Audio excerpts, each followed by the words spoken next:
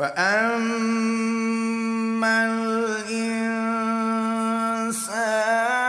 إذا ما ابتلاه ربه فأكرمه ونعمه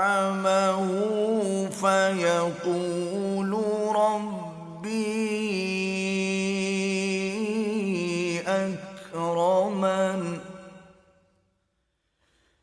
وأما إذا ما ابتلاه فقدر عليه رزقه فيقول ربي أهانن كلا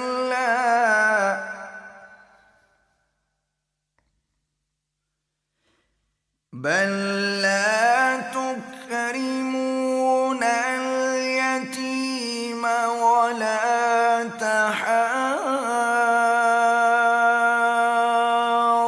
تحاضون على طعام